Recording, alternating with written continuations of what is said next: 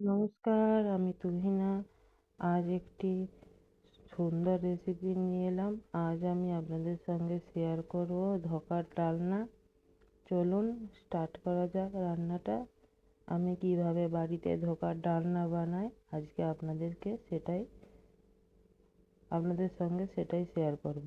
প্রথমে আমি এখানে মিক্সিং জারেতে কিছু ছোলার ডাল নিলাম। এটা আমি 5 ঘন্টা ভিজিয়ে রেখেছিলাম। ওভারনাইটও ভিজিয়ে রাখতে পারবেন, কোনো প্রবলেম নেই। এখানে আমি কিছুটা আদা দিলাম, তার সঙ্গে 2টো কাঁচা লঙ্কা, 1 চামচ লবণ, এখানে 1/2 চামচ হলুদ গুঁড়ো, 1/2 চামচ লঙ্কার গুঁড়ো। ভালো করে এগুলো মিক্সিতে পেস্ট করতে দিয়ে দিলাম। অল্প জল দিয়ে দিলাম, দিয়ে মিক্সিতে এটা পেস্ট করে নিচ্ছি। এরপরে এখানে আমি একটা প্যান বসিয়ে নিলাম। এখানে কিছুটা সর্ষের তেল দিলাম। সর্ষের তেলটা একটু গরম হতে দিলাম। এখানে হিং দেবো 1 চামচ। এটা অবশ্যই দেবেন, নাহলে ছোলার ধোকার ডালনাতে টেস্ট আসবে না। এরপরে আমি পেস্টটা দিয়ে দিলাম। এবারে পেস্টটাকে ভালোভাবে নাড়তে হবে। এবারে খুব ভালোভাবে নেড়ে নেড়ে এটাকে টাইট একটা ডো বানিয়ে নিতে হবে। দেখুন আমার এরকমভাবে হয়ে গেছে। এটা ভালোভাবে এটাকে আমি একটা থালাতে ভালো করে চারদিকে মেলে নিচ্ছি। এরপরে এটা ঠান্ডা করে নিচ্ছি। এখানে আমি 1 ঘন্টার মতো এটাকে ঠান্ডা করতে দিয়েছিলাম।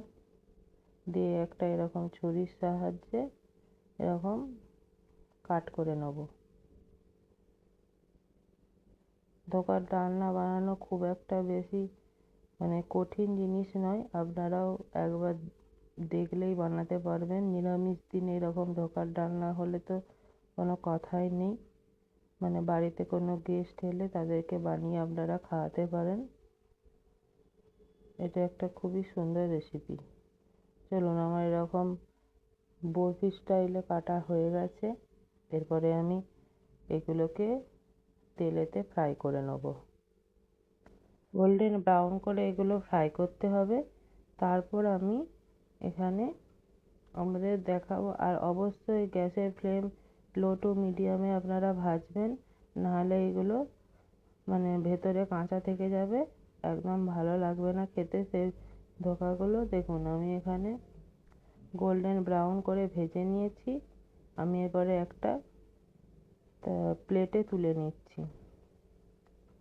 দেখুন আমার ধোকার ভাজা কমপ্লিট। এরপরে আমি কড়াই বসিয়ে দিলাম, সর্ষের তেল দিলাম।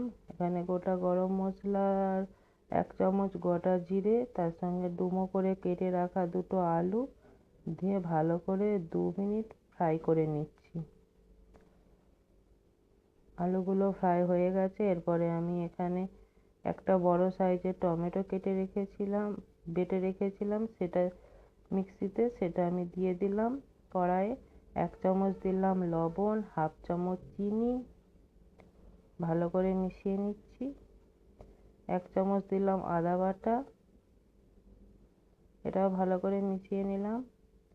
এবারে 1/2 চামচ হলুদ গুঁড়ো,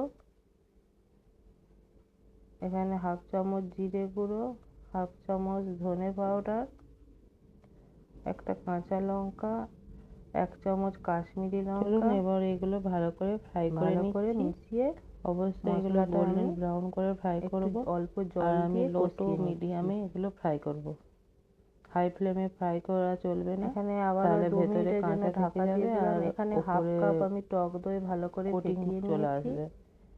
এখানে এরপর আমি দেখুন মশলাটা ভালোভাবে করা কমপ্লিট হয়ে গেছে। গ্যাসের ফ্লেম কমিয়ে এবার টক দইটা দিয়ে দিলাম। দিয়ে টক দইটা দিয়ে এক প্লেটে সব তুলে এরকম করে নাড়িয়ে নিচ্ছি। এবারে আমি কড়াইটা ভালোভাবে মিশে গেছে, সর্ষের তেল দিলাম, এবারে আবারও আমি 2 মিনিট ঢাকা দিয়ে দিলাম।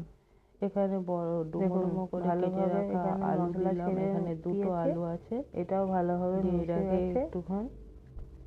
এরপর আমি এখানে জল দিয়ে দিচ্ছি 2 কাপের মতো। দিয়ে এরপরে টমেটো বাটা দিচ্ছি। এরপরে ঝোলটা আমি 2টো টমেটোকে মিডিয়াম সাইজের টমেটোকে বাড়িয়ে নিয়েছিলাম, সেটা দিয়ে আবারও দিলাম। কম এখানে মিডিয়াম দিলাম আছে 1 এটাকে চামচ আমি লবণ, 10 মিনিটের 1 জন্য চামচ সেদ্ধ চিনি, করে নিলাম আলুগুলো। ছোট আলু চামচের 1 সেদ্ধ চামচ হয়ে চিনি গেছে। দিয়েছি।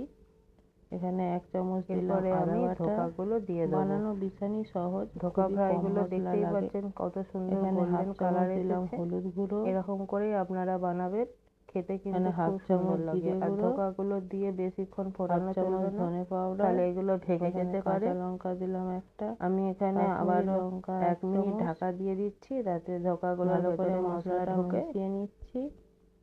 এখানে এবারে 1/2 আবারও চামচ অল্প দিলাম একটু গরম জল দিয়ে মশলা। মশলাটা ভালোভাবে কষিয়ে নিচ্ছি। ঢাকা দিয়ে গরম দিলাম মশলার এখানে গুঁড়ো 2 মিনিটের আর জন্য। তার সঙ্গে 1/2 এবারে আমি চামচ একটা দিলাম ছোট ঘি। কাপে এই 1/2 লাস্টের কাপের দুটো মতো উপকরণ দই অবশ্যই রাখবেন, ভালো করে ফেটিয়ে কারণ নিলাম। নিরামিষ এখানে রান্নাতে মশলাটাও এরকম ভালোভাবে যদি কষানো হয়ে গেছে। দেশি এবার ঘি আর গ্যাসের ফ্লেম গরম মশলা কমিয়ে দেওয়া হয় টক তাহলে দইটা সেই দিয়ে দিলাম। রান্নার টেস্ট টক কিন্তু খুব দইটা ভালো ভালো করে আসে। মিশিয়ে নিচ্ছি। আবারও 1 মিনিট এটা ফুটিয়ে নিয়ে ঢাকা টক দিয়ে দই দিয়ে এরকম এবারে খুব গ্যাসের ফ্লেমটা জলদি বন্ধ জলদি করে দিলাম। নাড়বেন, দেখুন আমার তাহলে কিন্তু তৈরি টক হয়ে দইটা গেছে ভালোভাবে মিশে যাবে। নিরামিষ ধোকার আবারও 2 ডালনা। মিনিট ঢাকা দিয়ে আপনারাও দিলাম। এরকম দেখুন টক নিরামিষ দইটাও দিনে ভালোভাবে মিশে বানিয়ে গেছে। খেতে পারেন, খুবই সুন্দর লাগে এটা। নিরামিষ রান্না, আর এটা তারপর ভাতের ধোকার সঙ্গে তরকারি, তো সেজন্য আমি অসাধারণ টক লাগে। দই ইউজ রুটি করলাম। পরোটার টক সঙ্গে দই দিয়ে খুব ভালো লাগে। এটা বানিয়ে চলুন দেখবেন, রান্নাটা এখানেই খুবই শেষ টেস্টি করি। লাগে।